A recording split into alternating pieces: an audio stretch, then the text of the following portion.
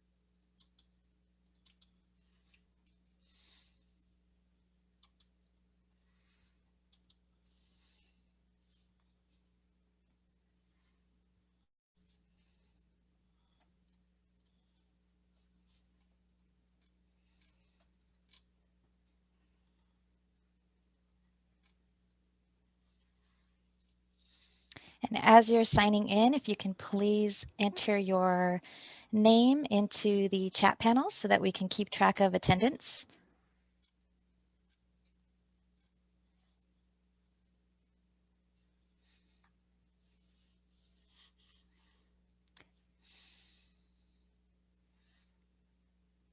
And feel free to also add in your affiliation with an organization as well. That way we can see who's here and you can see each other.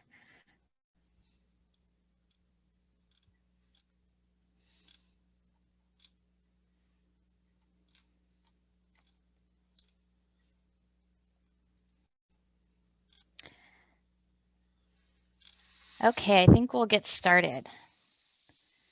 So welcome everyone to the third session of the Water Counts Academy. Today we will be talking about water efficient industries, including agriculture, golf, and cannabis. I'm Lorraine Garcia, Communication Specialist with Coachella Valley Water District, and I have added my email address there in case you have any questions after the session regarding Coachella Valley Water District. And we are also on Facebook, Twitter, Instagram, and YouTube. So feel free to follow us and get social with us. And as you know, CV Water Counts is a collaboration between the 6 agencies in the Valley. So at this time, I am going to ask my fellow representatives to turn on their cameras and say hello. So we'll start with Coachella Valley Water District, my colleague Jason. Hello, everybody. Welcome again. Hope you enjoy the class so far. It's only getting better. Thank you. All right, Desert Water Agency.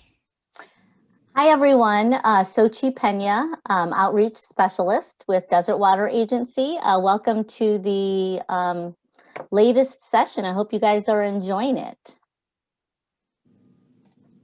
And Victoria was not able to be here today from Mission Springs Water District, so we will move on to Coachella Water Authority. Good morning, everyone. Welcome to session number 3. We hope you enjoy it and we look forward to learning together. Thanks. And do we have anyone from Myoma Dunes here? I don't think so. And we're also missing Indio Water Authority, but those are the 2 other agencies that are involved with CV water counts. Okay, so we're going to start first with agriculture as a water efficient industry. And our first speaker is Peter Nelson. He is a 34-year resident of the Coachella Valley. He has served on the Coachella Valley Water District Board for 21 years. He is also a current board member to the California Farm Water Coalition and chairman of the Colorado River Board of California, appointed by Governor Brown. His past service includes the Salton Sea Authority. He currently grows citrus in Imperial, Riverside, Kern, and Ventura counties. Past crops include table grapes, dates, and stone fruit. Please welcome Peter Nelson. Hey, good morning. Well, good afternoon, everyone. Welcome to the CV Water Counts Academy. This is a great organization, and I've been fortunate to participate in a few of these and talk about agriculture. So I hope that I can offer some enlightenment about what's happening out in the eastern portion of our valley. Hey, it's lunchtime. I hope you all have lunch in front of you while we're talking, and if you don't, you ought to. But a couple questions. How many of you had breakfast this morning? Last night's dinner, maybe a juicy steak or Impossible Burger, if you're that way, or an artichoke maybe, and maybe you've had some baby carrots as a snack for today. Listen, everyone who eats is a consumer and benefactor of agricultural water. Water, besides land and air, is the primary resource for us to grow and produce the food that supports you all and then everyone who lives in the valley, actually. A great quote from the California Farm Water Coalition is, "Food grows where water flows." And I like that. I heard the other day at a Zoom meeting, one of the presenters asked, hey, how many people have their shoes on right now and how many don't? And most people actually did not have their shoes on. But in agriculture and in farming, even throughout this pandemic, we've always kept our boots on. I have mud on my boots right now. We strap them on every day and go out and tend to the crops out in the fields. And it's very important for us as business people, but to feed the nation as well. I mean, even those Texan farmers who faced unprecedented cold weather this last week, freezing all kinds of citrus crops and other crops and problems, they were out in the elements fighting that. And believe it or not, I've actually experienced, without the snow, I've experienced cold weathers like that in the Coachella Valley, as low as 11 degrees. So that's kind of interesting what we face there. So I couldn't get my 3-hour presentation on my computer. So Lorraine is going to advance the slides for you. It's not actually 3 hours. I'm a big kidder, but in any case, let's talk a little bit about Coachella Valley agriculture. Agriculture in the Coachella Valley is the second largest contributor behind tourism, and it employs about 12,000 people and produces about $1 billion of product each year. Some of our top producing crops are dates. There's medjool dates and Lorraine, you can go to the next slide. There's medjool dates and Deglet Nor dates and Barhees, a wide variety of dates, very important crop and to our culture here in the Coachella Valley as well. Bell peppers are an increasingly growing commodity in our valley. Winter lettuce, table grapes has been one of the largest income producing crops in the valley. There's an interesting story about that, in that when I came to Coachella in 1987, Coachella Valley grew about 14 million boxes of grapes, and Mexico grew less than 1 million boxes of grapes. Today, Coachella Valley's down to 5 million boxes and heading lower, and Mexico's up to almost 20 million boxes of grapes. So obviously, market conditions such as this can have a tremendous impact on water use in the Coachella Valley. We also grow broccoli and watermelon. Citrus is an important crop for me especially, but to the valley. And carrots is a big crop in the valley as well. The total acres in CVWD's range is about 137,000 acres, 76,000 which could be irrigated, but commercially farmed is running about 53,000, maybe a little south of that at this point. And about 8,500 is multi-cropped or double cropped. And what that means is, like in this picture there behind you, you might have crops out in the field that have sprinkler irrigation systems involved, or subsurface drip irrigation. I'll talk about that a little bit later.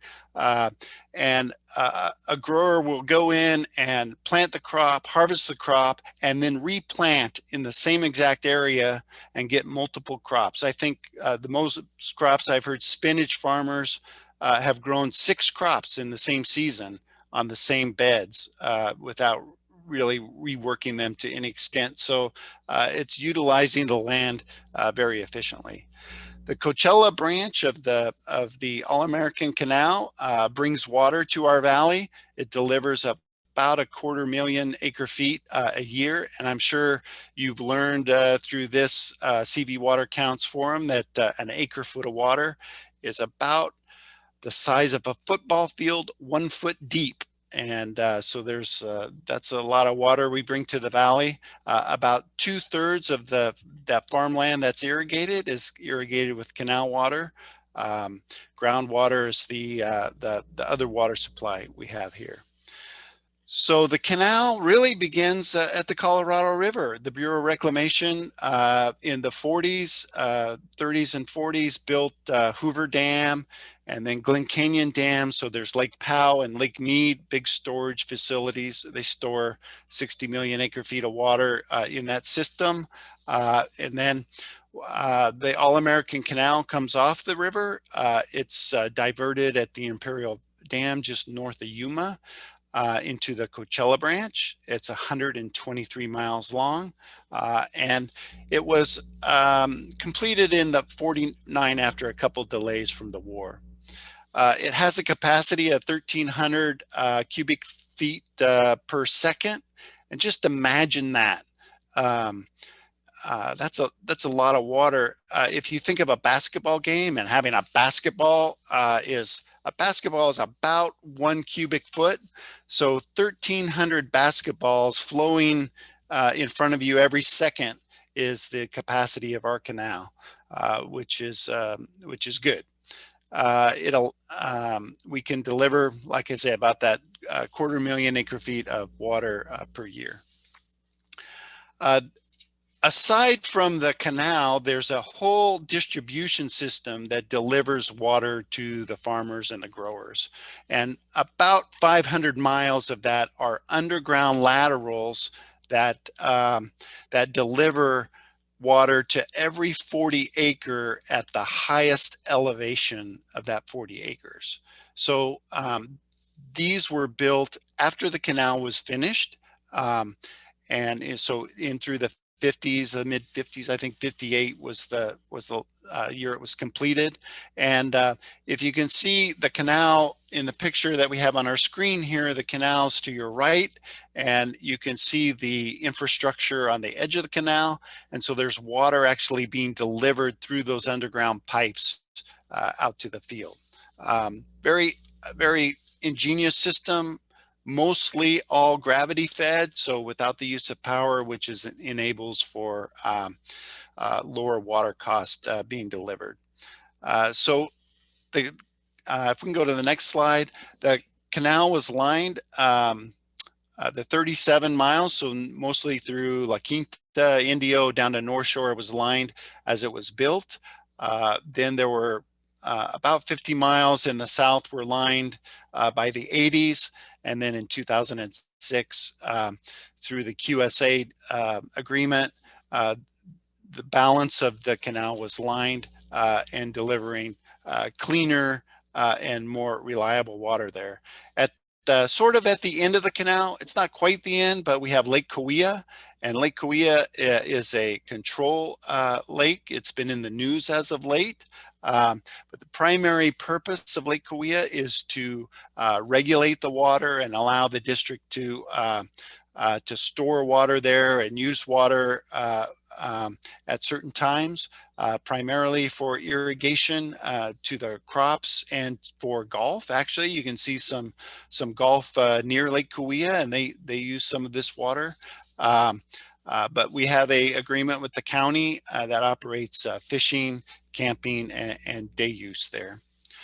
So throughout time, we've developed these agricultural water management plans, trying to make sure that we have enough water for agriculture, for golf, for drinking, for tourism, and we try and balance all that out. So the latest version of that was updated in 2015, sent off to the Bureau of Reclamation. The plan includes all of the district's operating policies, our inventory of our water resources, which is groundwater, Colorado River water, state water project water, recycled water. And so we tally all those up and see if we have a good plan or not. So it also identifies water conservation measures and results. And through that plan, the CV Water Management Plan is working collaboratively with our partners in CV Water Counts, making sure that we achieve a balanced basin. We need to make sure that supply meets demand, and agriculture can play a part of that. So if you can go to the next slide, it talks, oh, here we are. It talks about, the plan talks about source substitution, which means some of those growers who are still on groundwater are switching over to surface water or using reclaimed water. There's conservation elements involved in this. In the old days, to leach salts out of the ground, which are a huge part of growing problems and issues in Coachella Valley. The fields were flooded with lots of water to push the salts down. Now through technology and lab analysis, we can use sprinklers to do that and use less water. In lieu replenishment, currently, right now, the district has the Oasis project moving forward, where growers who are pumping groundwater are now going to be have access to the canal water. And then throughout time, we've had the goals for agricultural water use to reduce consumption and become more efficient with our water use. And in some areas, we've been able to save as much as 14–15% of that water. So we are well over 60%, I believe now, of farm using drip irrigation. This is an example of drip irrigation in a grape vineyard on our screen right now. But there's micro sprays, there's for citrus and dates. There's subsurface drip, which is a very efficient way to deliver water, fertilizer, nutrients to row crops. And our area farms are really some of the most efficient in the state. All of agriculture is 100% metered. In other words, there is a meter just like in front of your house for every farm, which is good. So how have we been able to reduce water use in agriculture and the delivery system? Lake Cahuilla is a great example of it. Canal telemetry control has been good in terms of running an efficient system and not having to waste water in the distribution system. The canal lining has helped. The CIMMYS network, some of you may have heard of that, but CIMMYS is a network of weather stations throughout the state, which give growers an evapotranspiration number on turf, and then the growers can adjust that for their particular crops. What that means is typically in the summer, the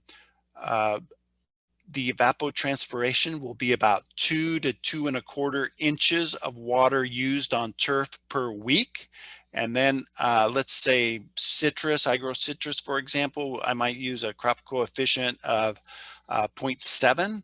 And so we'll take 70% of that 2¼ and that's the amount of inches that we can apply to the land of water to be efficient there.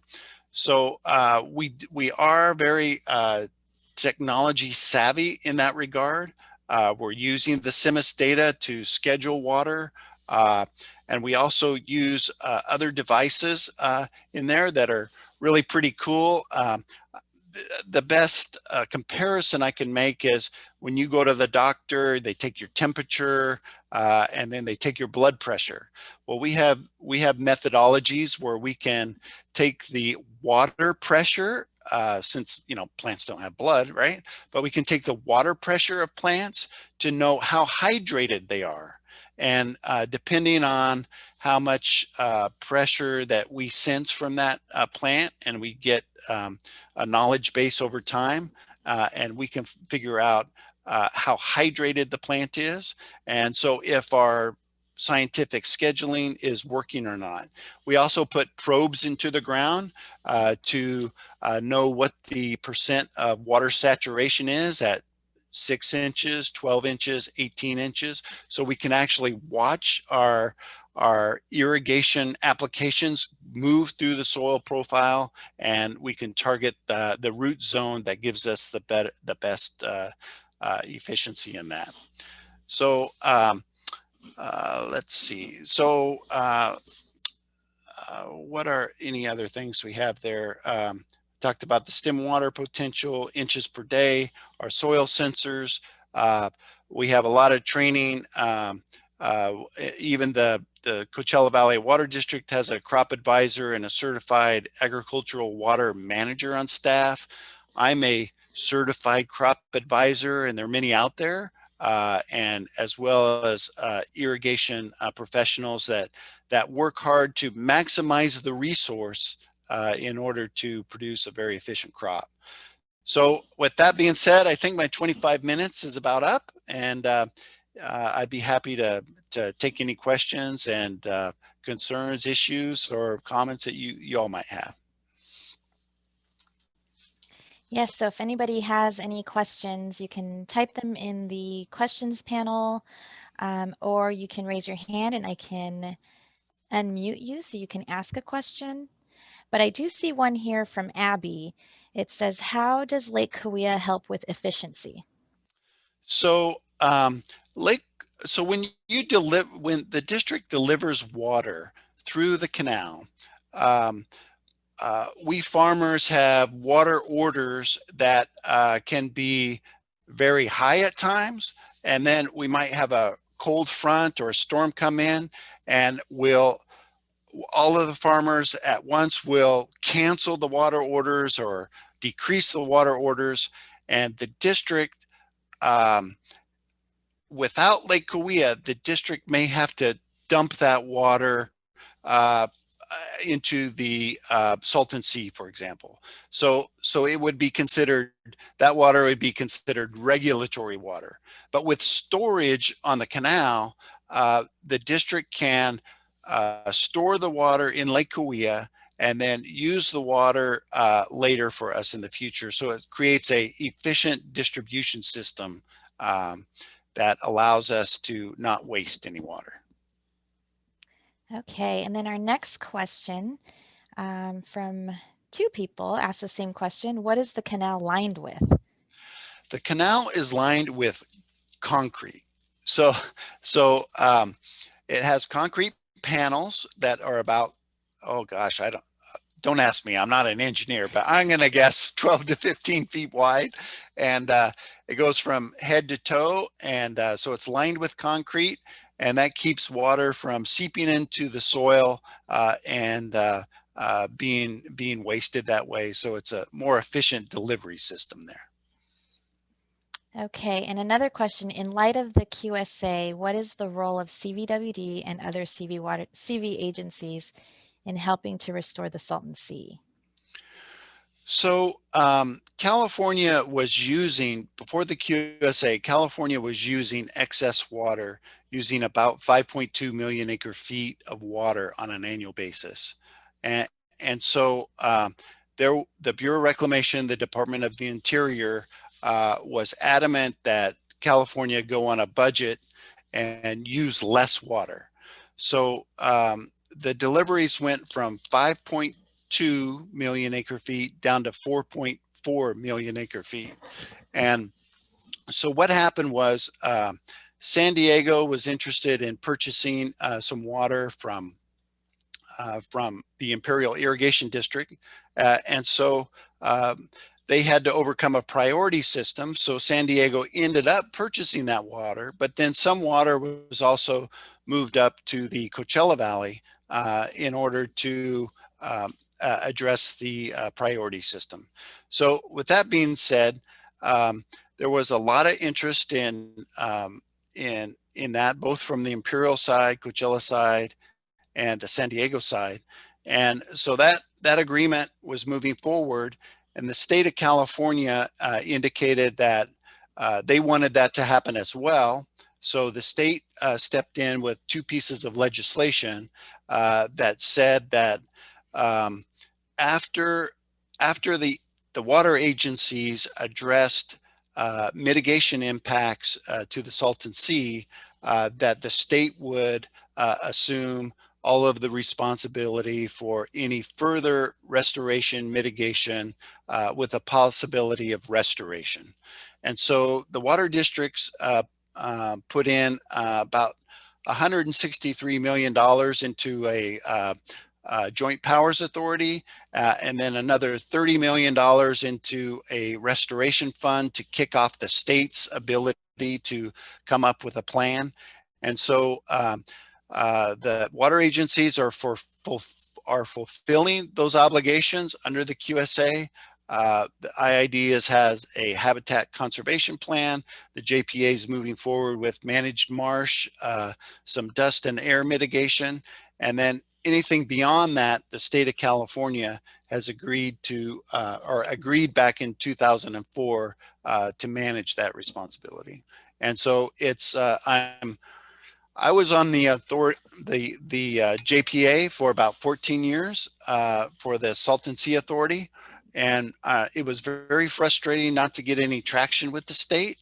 So I am very pleased to see that in 2021 they're actually moving forward on some projects on species conservation projects and dust mitigation.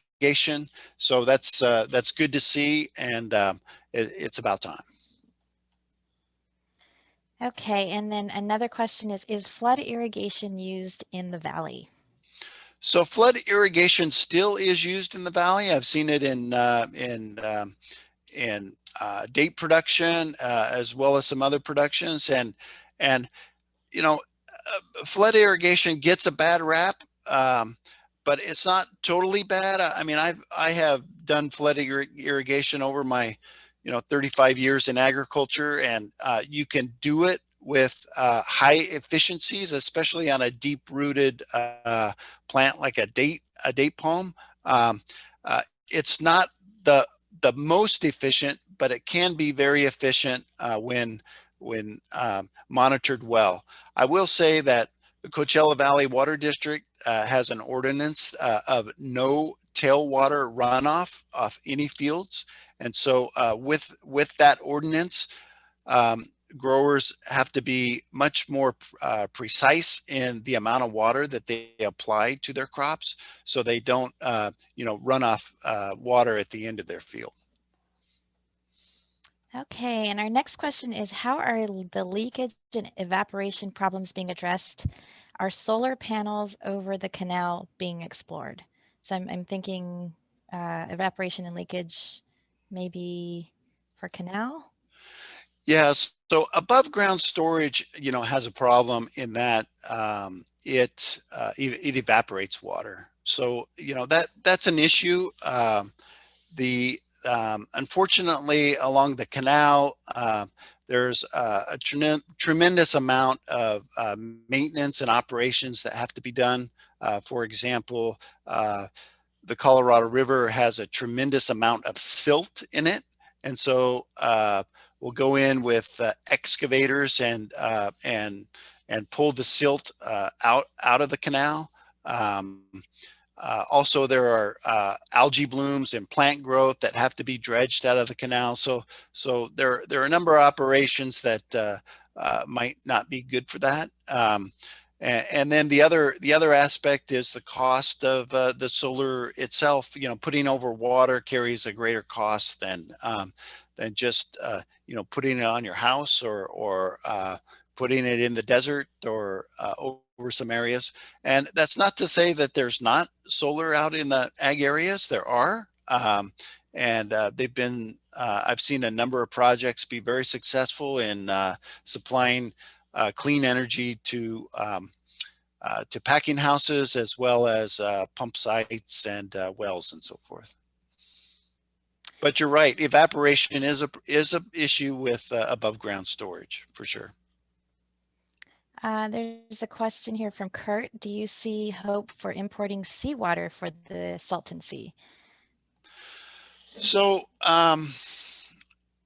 with my experience on the sea, it is just a no-brainer that the only real sustainable solution to the sea would be to bring water in from the ocean, right? So the problem with that is the saltwater balance. So right now the sea has double the amount of salt than the Pacific Ocean has right now.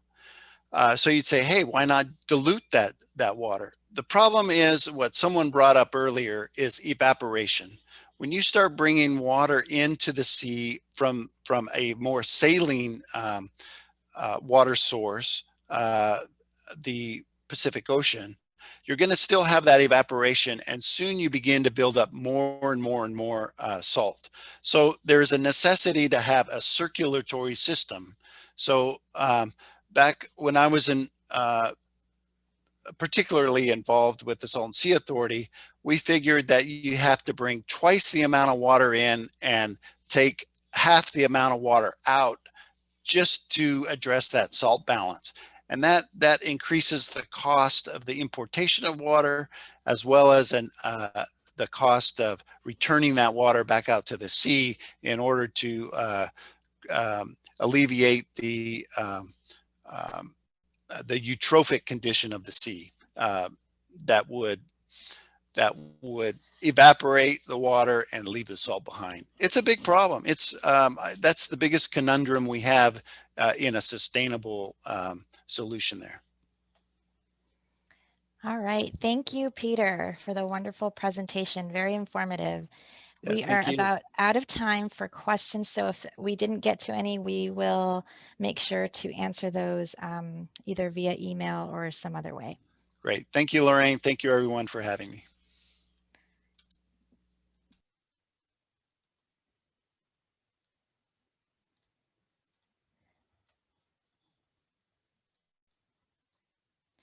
Okay, so moving on to water efficient industries and talking about golf. Our next speaker is Craig Kessler. Craig Kessler is in his 11th year as Director of Governmental Affairs for Southern California Golf Association. He also serves as Chair of the CVWD Golf and Water Task Force, as well as Chair of the California Alliance for Golf's Legislative Committee. Since 2010, he has been the Southern California Golf Community's lead liaison with public utilities, special districts, water providers, and California's Department of Water Resources. Please welcome Craig Kessler. Well, thank you. And now I'll attempt to share screen and actually bring up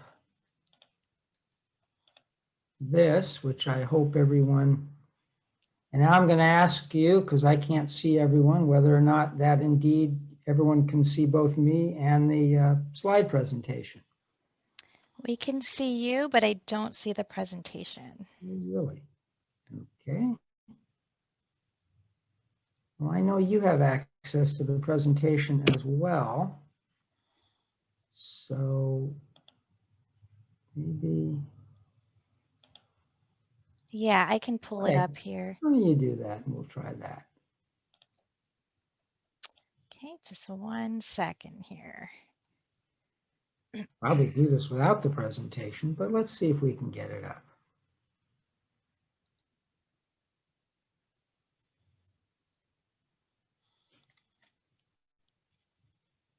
And then probably.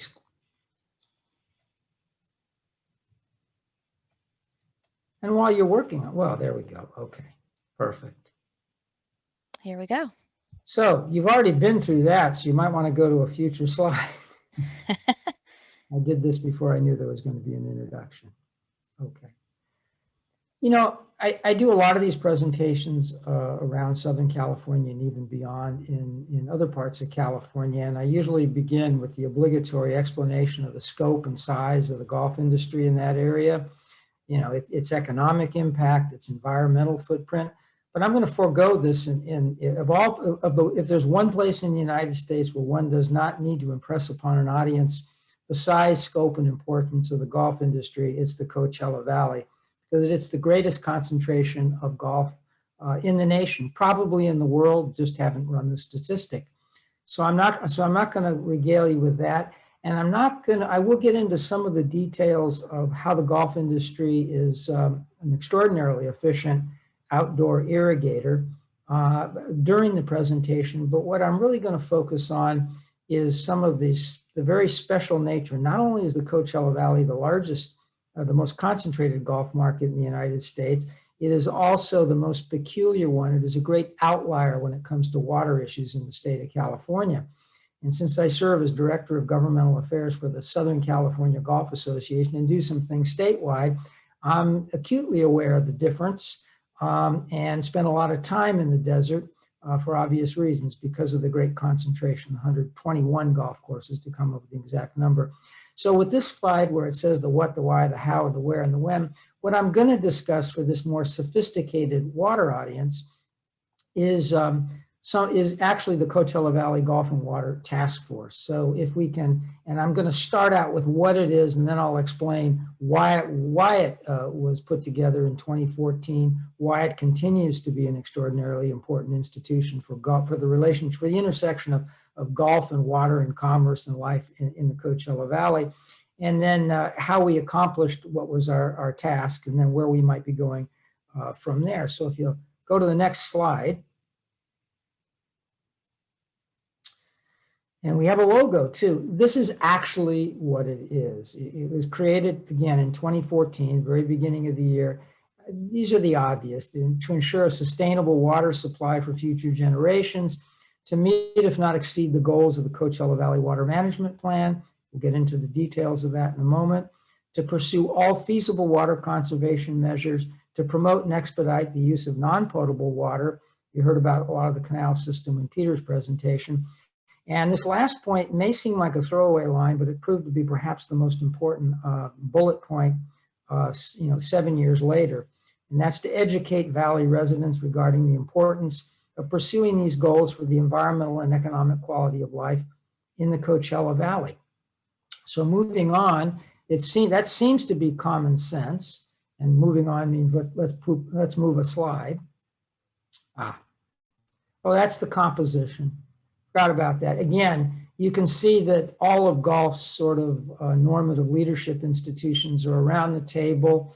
A lot of individual GMs and golf course superintendents in the Valley, leaders in their profession. 2 members of the CVWD Board of Directors. Right now it's Anthony Bianco and John Powell. John Powell was part of this at the very, very beginning. And he just came back this year because of some changes in the composition of the board.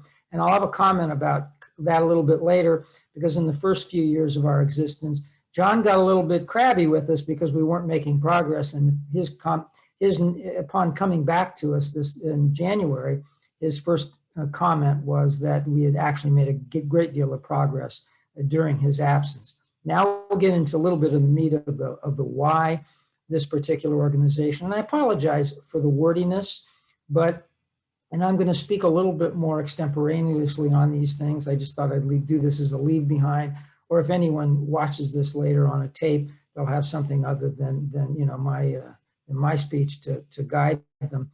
And that is the thing that distinguishes, there's no doubt that whether it's the most recent version, which is 2010 of the Coachella Valley Water Management Plan, or the one that's under construction right now, and is literally under construction right now, moving forward for the next 3, 5, 10, and I think up to 35 or 40 years if such is possible, is that the market conditions and the regulatory and legislative mandates that really much more easily promote the goals of water conservation in other places, particularly in coastal California, just don't exist in the desert.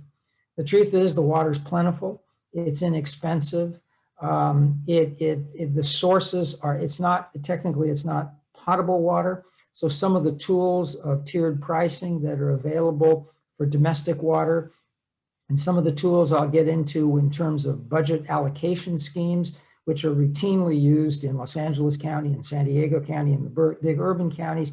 These things are not legally available. So and the reason I made this little note for those who recognize the reference, the tragedy of the commons problem, is that those things, those expensive, not just the expensive technologies, those tend to be in the desert because it's a pretty upscale community. But those things which that stimulate conservation in other places, which would be literally the cost and oftentimes the availability of water, in addition to the tools that the water providers have that I'm going to later call sort of velvet, covered hammers.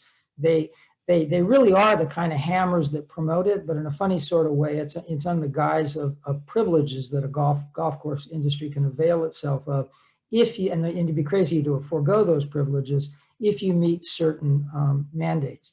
And all of this is dictated by Prop 218, and which precludes the use of the price mechanism beyond simple blunderbuss tiering, and then only for the sale of domestic or potable water, which is not the source for the Coachella Valley's golf courses.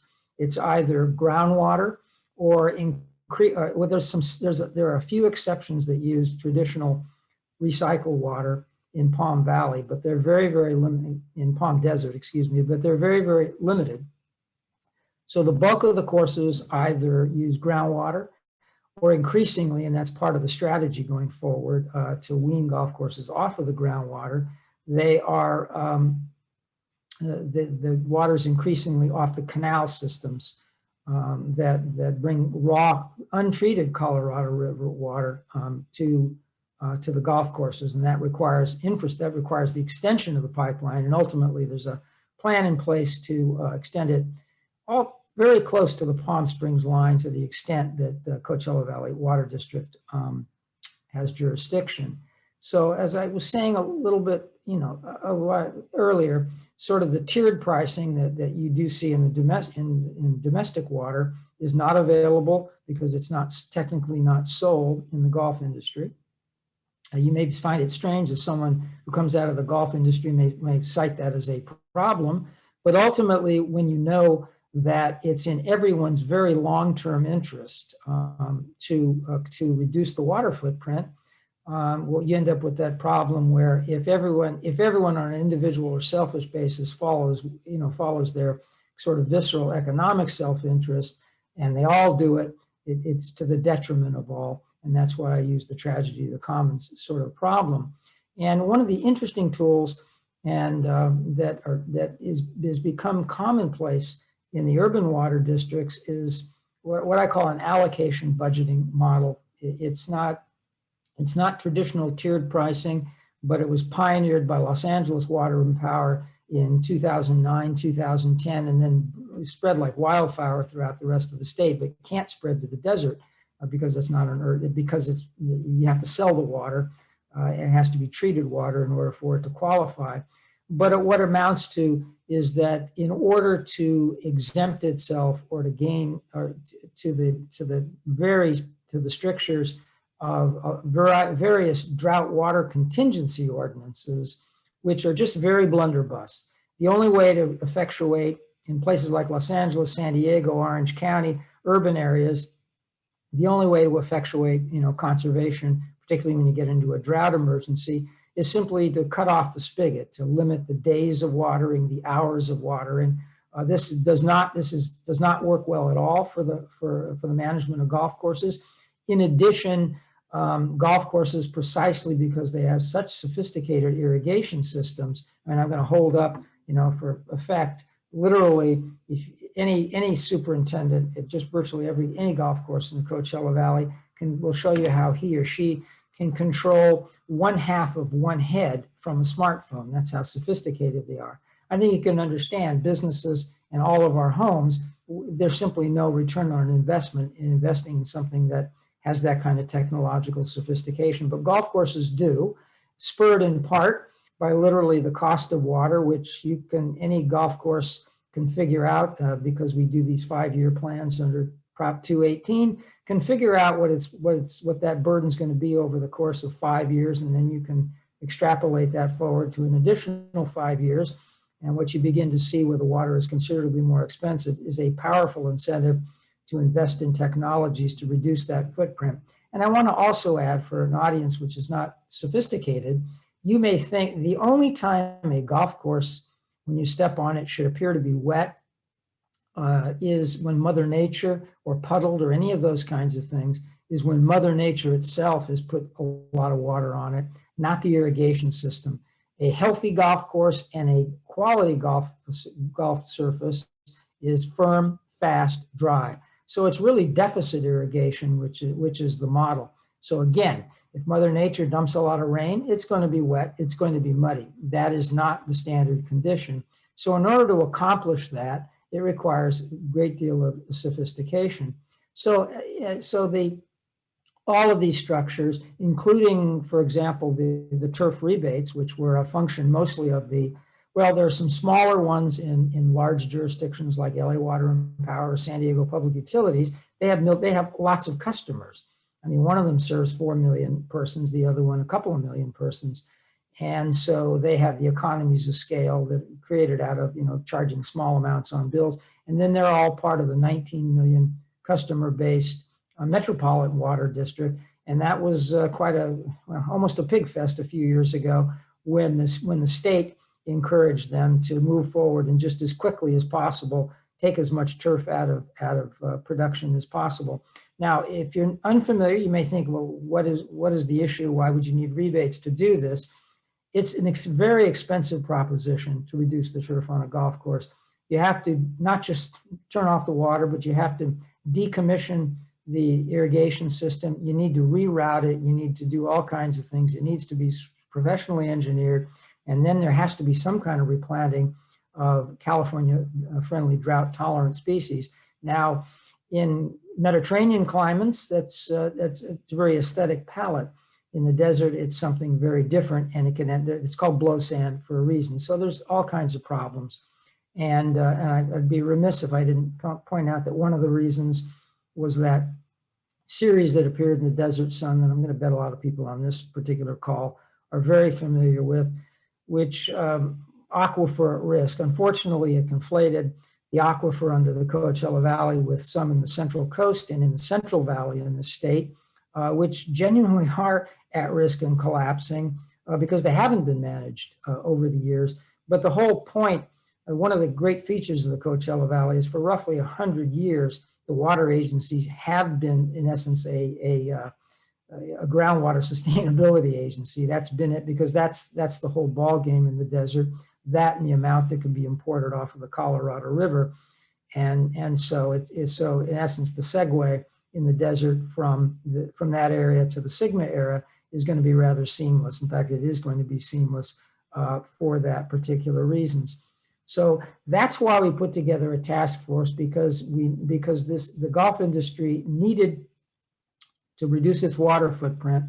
And as it turned out, the new landscape ordinance from, I think it was 2007 or 2008, didn't much play a role in that, because it was based upon growth, which never really happened, although the Coachella Valley Water Management Plan ended up being predicated on a growth. And what it ended up doing was creating all kinds of problems for the industry where you could point to a disconnect. And I say that there were methodological flaws in that plan.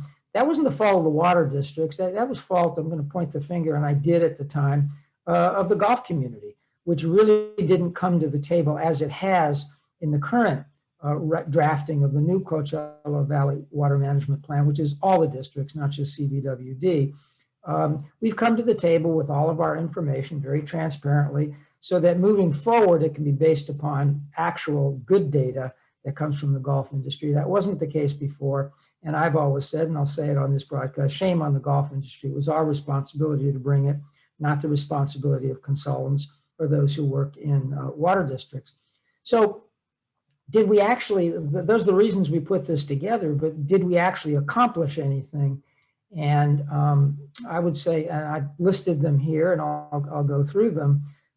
We did determine that just as there was no place in the state, maybe San Diego, other than the Coachella Valley, that had problems a few years ago during the mega drought, when the State Water Resources Control Board decided that to do everything on a one-year baseline and to do everything in a one-size-fits-all. Well, we're basing the golf industry's contribution long-term to the replenishment of the aquifer, bringing the aquifer into stasis on a baseline year that turned out to be very, very anomalous, 2010. And it really skewed things, and it made the golf industry look bad because what was supposed to be roughly a 10% reduction that would bring the golf industry in line really was closer to a 20% reduction.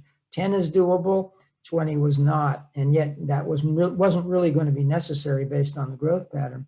So we've decided moving forward that everything's going to be in a 5-year rolling average, and based on that, and based upon the 2013 baseline, which was used by the state during the drought, and is a much more average or normative year, we're roughly running about 6 to 8% reduction in that water footprint overall, and that's something which took a little while to gain traction, and it's picking up a little more steam. I think we'll be very close to the 10 within 2 years. We did manage to create very small, but still very significant in the sense they were the first one, turf rebate programs. And the first one was oversubscribed, and the second one was undersubscribed. And those are for reasons we'll have to take a close look at. And even though maybe not as many as we had hoped a few years ago, whenever you're dealing with infrastructure projects, and now with COVID-19, there have been some additional problems, things always get delayed. But a lot of golf courses have been hooked up to receive raw water from the Colorado River. And what that does is displace the water that was pumped before, and that's all part of the long-term plan to bring the aquifer into stasis, and that's the golf industry's contribution to it, just as domestic users have a contribution, businesses have a contribution, agriculture has a contribution, and golf has a certain contribution. I think the plantation was the last one set up, at least according to the press release, and there are long-range plans to hook up virtually all within the range of the pipeline, and with any luck, and as a result of this task force, we've come up with more creative ways to fund that or finance that moving forward. So it becomes less of an aspiration than a fact going forward as well. And an additional additive, we discovered, it isn't uncommon in government to operate in silos, isn't uncommon in industry either. And so discovered that by doing these Prop 218 analyses of the actual cost of delivering different categories of water, we were creating inadvertently a widening gap between East Valley RAC and the classic canal rate that used by golf courses, and creating a powerful disincentive for the golf courses to sign up for something that we definitely longer term we all agreed that we needed to do in order to meet these mandates.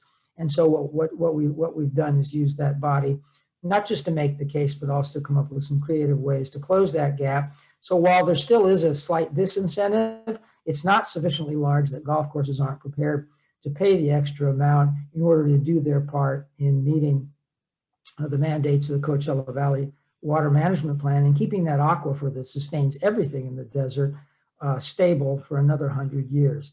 And I would say that's why I have education at the bottom. it's taken a level of, it's more than education, jawboning, browbeating, if you will, in order to accomplish results that in other places are accomplished through much easier mechanisms of public policy and pricing. And also, there's that old mechanism of water bills that began to run out of control in coastal communities. And so with those incentives in place, it wasn't difficult. Anything and everything, even $300,000 and $400,000 relinings of lakes and things like that, became they're no-brainers in terms of returns on investment in some places. They don't return on investment, particularly in the Coachella Valley. In fact, they don't. Financially, things like that don't make sense. But through education, it makes a different kind of sense, which is important. And the degree to which a lot of a lot of the clubs in the Valley have overcome that and decided to do sort of the right thing instead of necessarily the financially most prudent thing, that takes education. And I think that takes, even though I said shame on the golf industry for not coming forward some years ago on previous iterations of the Coachella Valley Water Management Plan, I'm going to say a shout out and a congratulations to those many clubs that have been extremely good. I would call, they're not really corporate, extremely good, what I would call water citizens in working together with everyone to accomplish this. So I think we're time to flow another slide. And I think I'm almost done using up my time. When I say, where from here, I think the trajectory on that 6 to 8% real improvement in the reduction of the water footprint is in the bank. And I think it's only going to go slightly up. But there are probably some creative tools that the new Sigma universe gives the water agencies as managers of that. And so, and maybe even through the updated Coachella Valley Water Management Plan. So this has been odd, and education will play a key role in that. What I I apologize a little bit, I've been very, very specific, and what I wanted to convey to this particular audience is that, and some have been a little bit critical of these results, but I can't emphasize enough, again, sitting astride a lot of places that deal, and obviously water is a huge issue for the golf, and it's a huge issue for everybody in every industry, and nowhere has it been more difficult to get these kinds of results. And so again, I'm proud of the golf industry, and I hope the people listening are as well. Then in the desert, and the irony is precisely because the water situation is so stable and has been so well managed over the years, and that's the reason, sometimes difficulties can be functions of failures and oversights, and they can also be functions of great success in the past. So that's just one of the ironies. But I think through the auspices of this very formalized task force, which meets every other month, and as times, I'm sure I know a lot of my colleagues around that table wondered whether we were going to ever get anywhere. I think these 7 years later, we have gotten somewhere, and I think we put something into place that in the next 7 years will geometrically enhance those results. So with that, I think my time is just about up, and I'd be happy to answer any questions I may have raised or entertain any comments. Thank you so much for that great presentation. Yes, if anybody has any questions, please type them into the questions panel or in the chat box. We can get to them there as well. Or you can also raise your hand and I can allow you to speak on Zoom.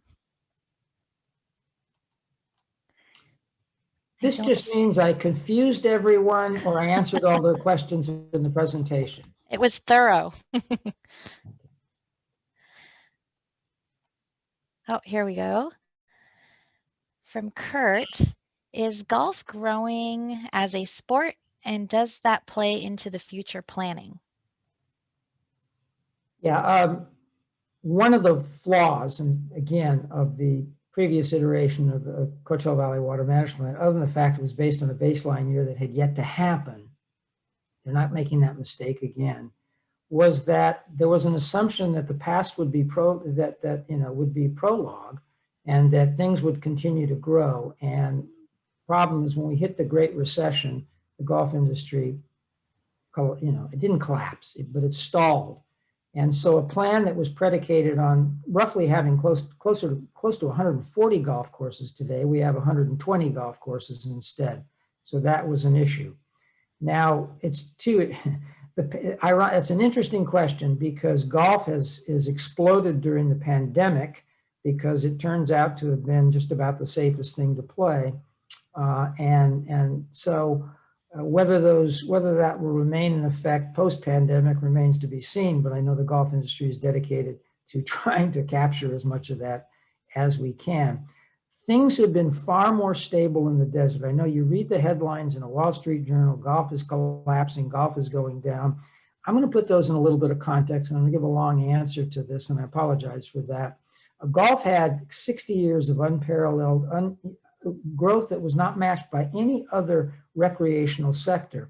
I mean, between 1946 and 2005, on December 31st of every one of those years, and some of those years were marked by terrible recessions, gas line stagflations, missile crises, and so forth.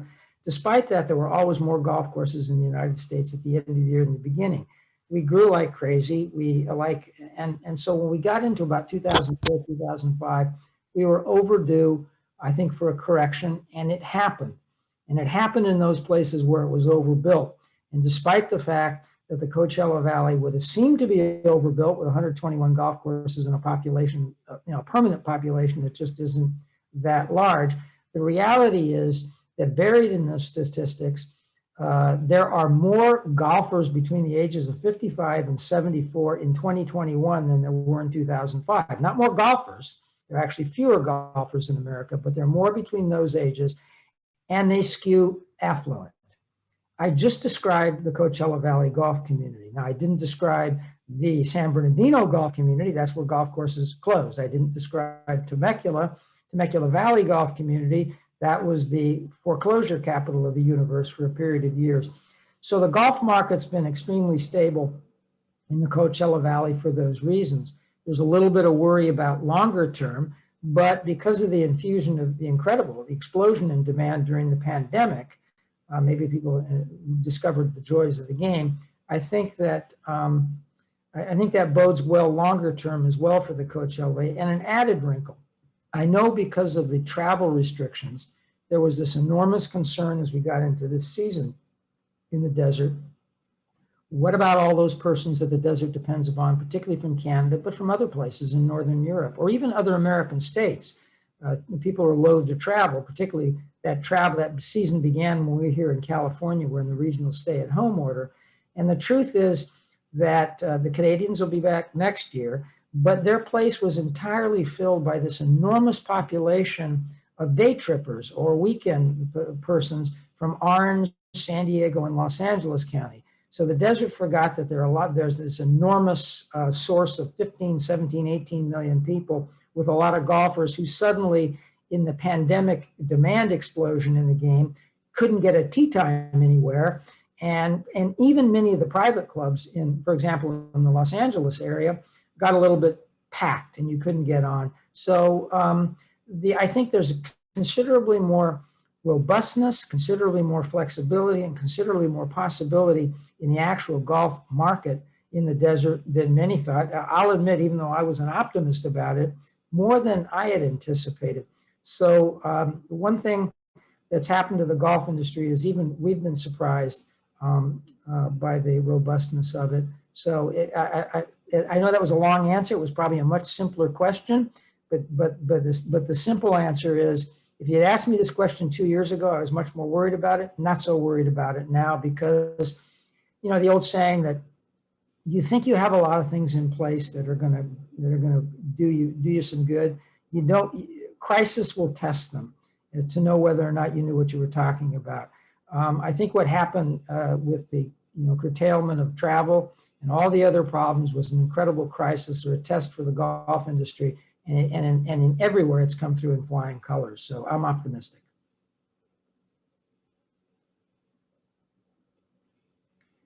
You're muted. There we go. Okay, one more question. What is the role of the local golf industry in helping water agencies achieve their SGMA obligations? Well, I spent the bulk of the presentation talking about the CVWD Golf and Water Task Force. That's really a cooperative effort of the industry and the district staff and board to do precisely that. And what we've done is, as SGMA becomes the new reality, that's just transferring right into that particular universe. We probably should move this to DWA and some of the other industries. We clearly began this some years ago with CVWD because they serve about 108 of the 121 golf courses. So again, maybe shame on the golf industry for not expanding it beyond that, but that's exactly what we're doing. Continuing to promote the hookups to the canals, continuing to promote where possible the use of the traditional recycled water, and more importantly, continuing to promote conservation within that reduced footprint or within those different uses of the water. I hope that answers the question. And this was a much shorter question. Thank you. All right, I think that's it for our questions. Thank you so much for being here today with us. And I think we are going to go ahead and move on to our next water efficient industry.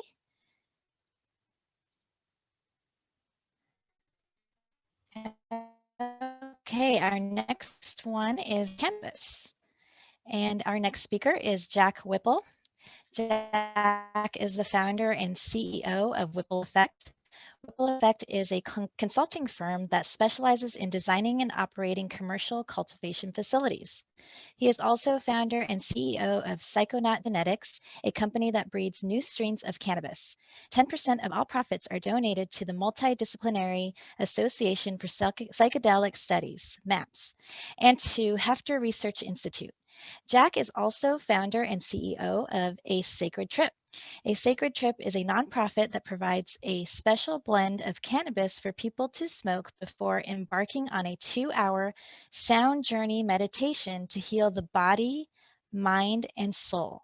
All profits are donated to MAPS and Hefter.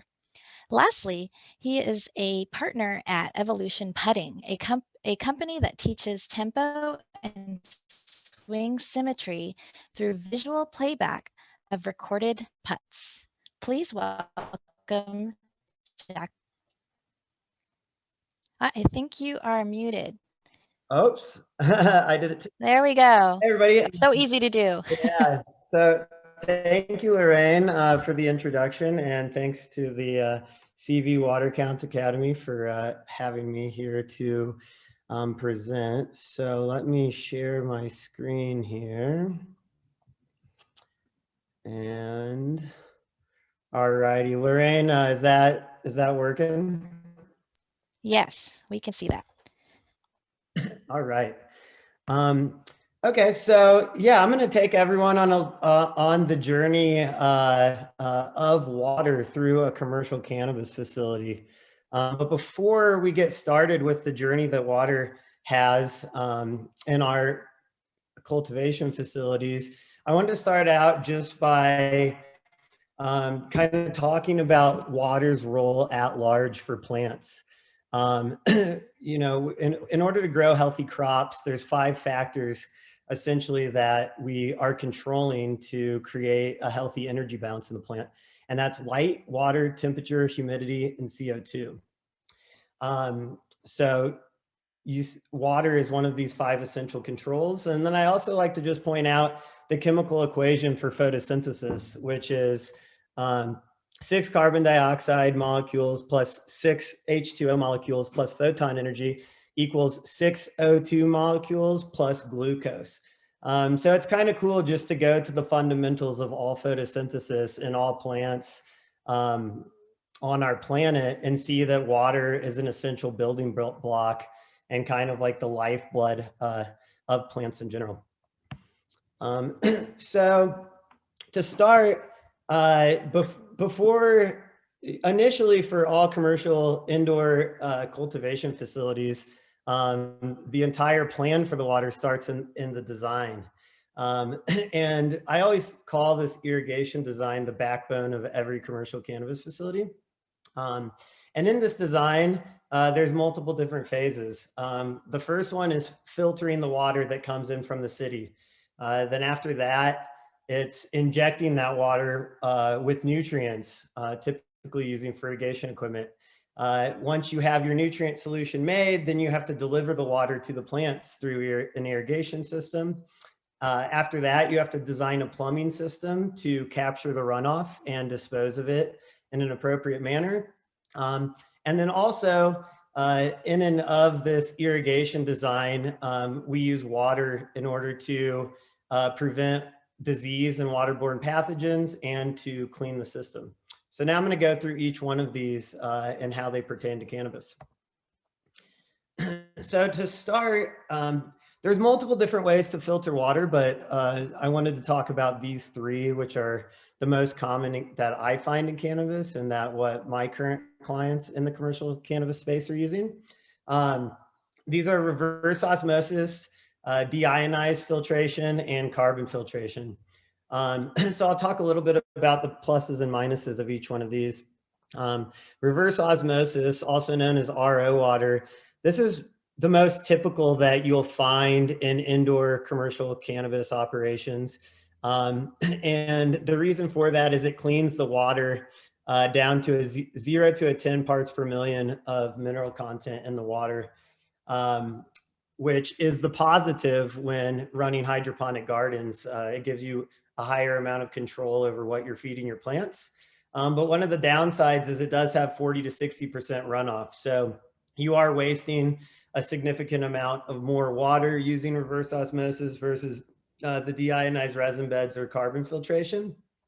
And depending upon the municipality in California, some municipalities let you waste the RO water into the septic or city sewer, but others require you to capture it and dispose of it in one of the ways that we'll talk about in later slides. Another way is putting the water through deionized resin beds. This option's great because there's no runoff. It gets the water pretty clean, typically about to 40 to 50 parts per million, but not as clean as the reverse osmosis. This option, due to there being no runoff, the tanks that you see in the picture there typically have to be changed out every month. So the ongoing expenses with this tend to be a little bit higher than the reverse osmosis system. And then the third option is carbon filtration. And this is the cheapest option, but it also filters the least. So for my clients that are on a budget, we recommend at a bare minimum using carbon filtration, specifically because it filters chlorine and chloramide out of our water supply. And the reason why we don't want those two chemicals in the water is because they kill beneficial bacteria. And in all of our gardens, we're supplementing beneficial bacteria into our substrates, and they have a synergistic relationship with the root mass in order to make them more robust and able to absorb nutrients more efficiently.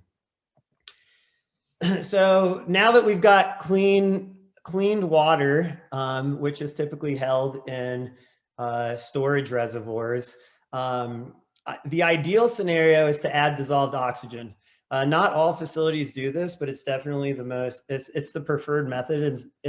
This is a step that we design into all of our clients' facilities.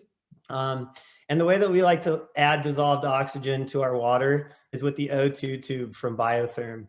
And what increased the benefits of increasing the DO levels in the water is it increases the root mass and it promotes the aerobic bacteria, these healthy bacteria as I was talking about that we feed to the roots.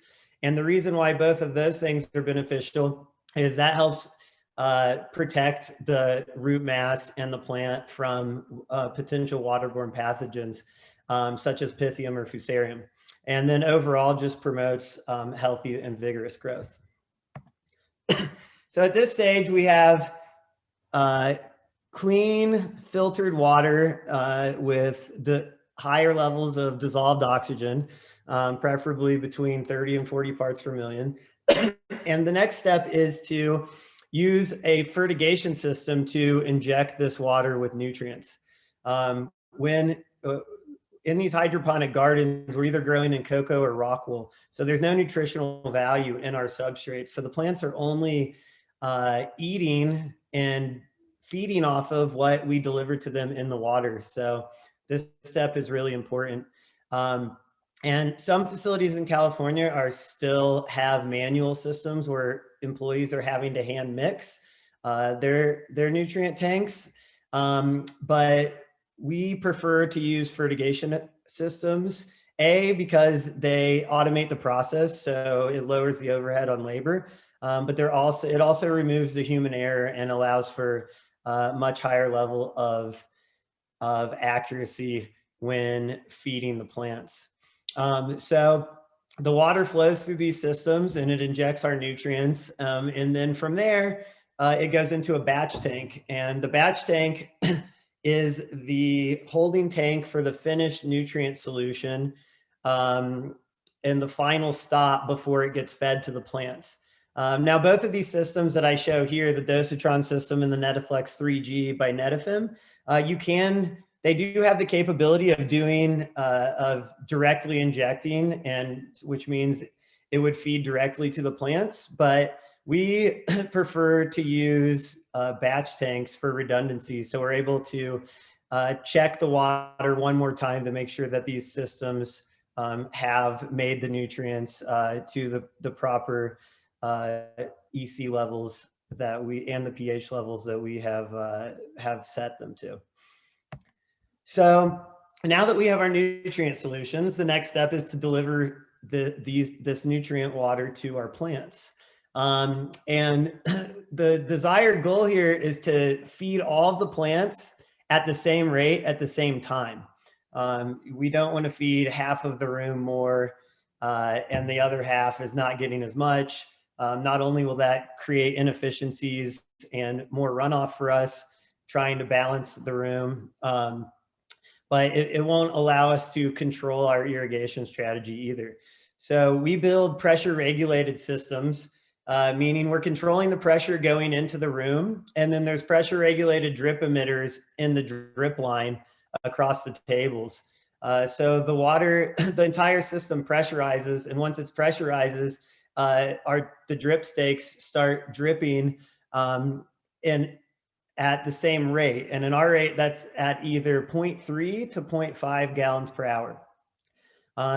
They make drippers that are much faster than this, but we prefer a slow drip so that we're able to layer the water throughout our substrate and make the water content through the substrate as homogeneous as possible. Dripping at faster rates can create channeling where the water's coming out fast and gravity's acting on it and it's pulling it through the substrate in a channel. And you don't want this to happen because it can create dry spots in your substrate, which can damage or kill the root mass. And then the final part of this is all of the water going into the system is filtered at 100 microns. And this allows us to filter out any particulate or salts that may not have been dissolved in order to prevent the system from clogging or backing up.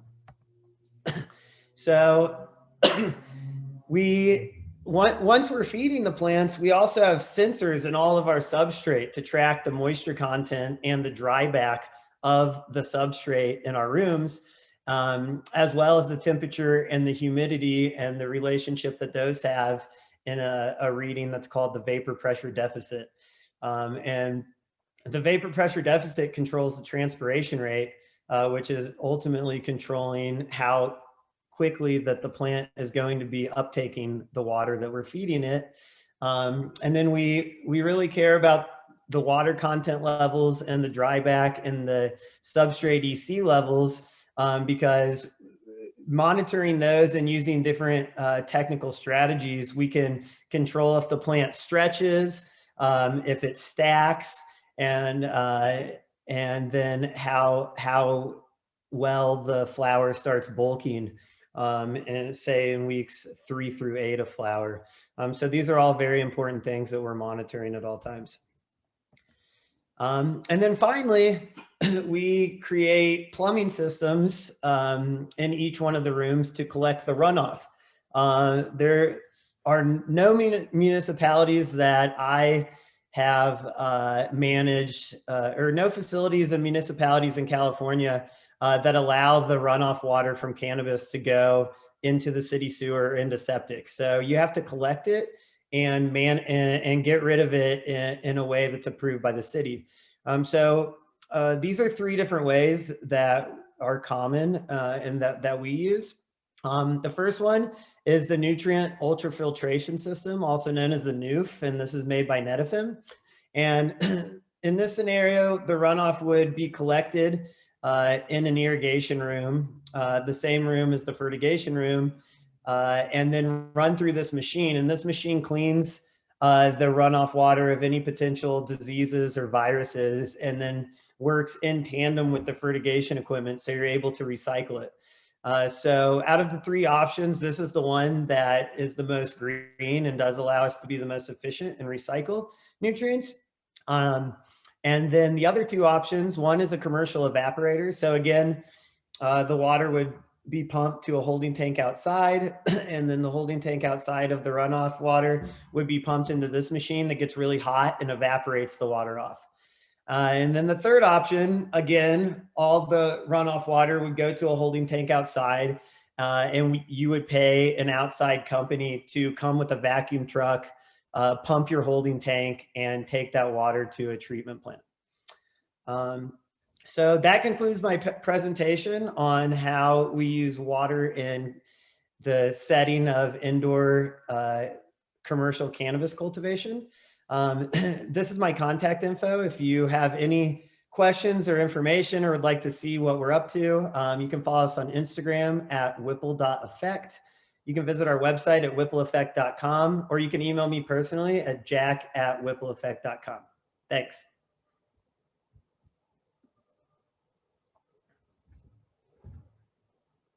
Oh, If there's any, yeah. So if there's any questions for our speaker, please type them into the questions panel or the chat box, or you can also raise your hand so that you can ask the question.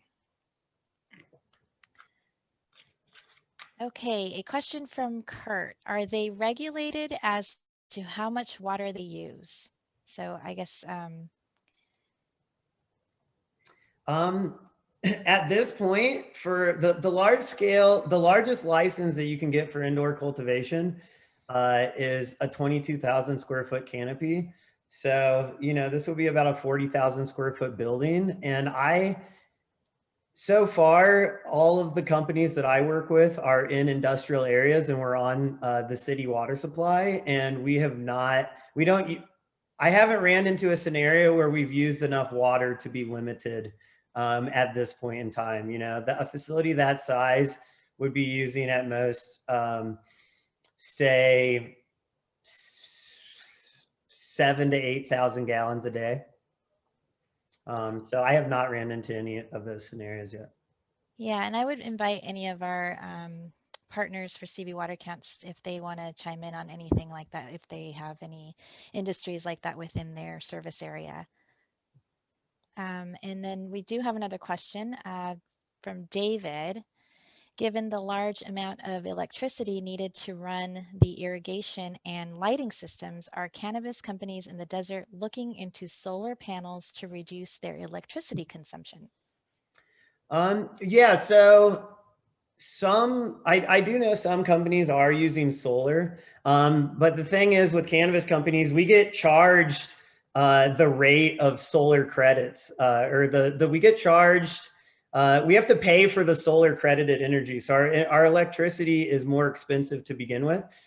So even if we're not using solar for our own purposes, we're paying extra for electricity to make up for the extra electricity that we're using. Thank you. So, okay, let's see. Any other questions? I don't see any, But thank you so much for being here with us, Jack. That was a very interesting presentation and very informative. I know a lot of people always have questions about the cannabis industry, so that was very helpful. Oh, and I do see one more question. Can you say how much water per plant is used through harvest? I can tell you how much per day. Typically, when the plants are young, they'll only be getting 0.2 to 0.3 gallons per day. And then at when the plants are full size and they're being fed the most, we typically don't feed them more than 0.6 gallons per day. And it's a 14-day veg. And I could do a little math real quick. 61. Yeah, so throughout the plant's life, I would say roughly, just from doing some quick calculations, each plant would drink 30 to 35 gallons through the cycle of its entire life. Ballpark. Okay, and then one more question. What's the industry growth projection in the Valley? Oh man, that's an interesting question. I would not be able to tell you the growth projections in the Valley, but I could tell you this: all of my clients in the Valley are currently expanding, and cannabis was deemed essential during the pandemic, which has just set the industry on fire. And it's a really exciting time to be in it. And yeah, there's a lot of growth nationwide in the cannabis space right now. Okay, it looks like that is it for our questions. So I'm going to go ahead and share my screen again, and we will wrap this up. Just a moment here.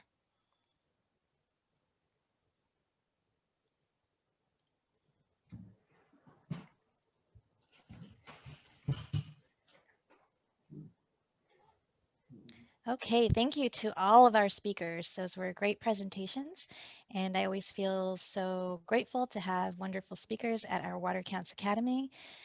And for our next class, as you can see, we've gone through 3 classes already, including this one, and our next one will be Development and Sustainability. And we will be talking with Gretchen from the Desert Valley Builders Association. And will we also be hearing from Woodard and Kernan, Rosalind Prickett. She's a senior water resource planner. I just want to remind you, we will be sending out a survey after the Academy, today's Academy, and we really do want to hear your feedback. If there's any other questions also, that's a good place to add those. So if you think of something later, although you can also reach out to any CV Water Counts representative. And here is our little spokes character, Splash, with his dog Puddles, just a cute little cartoon and with a conservation message. And here are the CV Water Counts partner websites. And so if you have any other questions, you can always visit the websites, and there's contact information there. And also lots of information. We all put lots of information on our websites. So I think that's it for today. And if you didn't sign in, please sign in to the chat box. I think we've gotten everybody, and these presentations will be available within the next day or two. Thanks, everyone.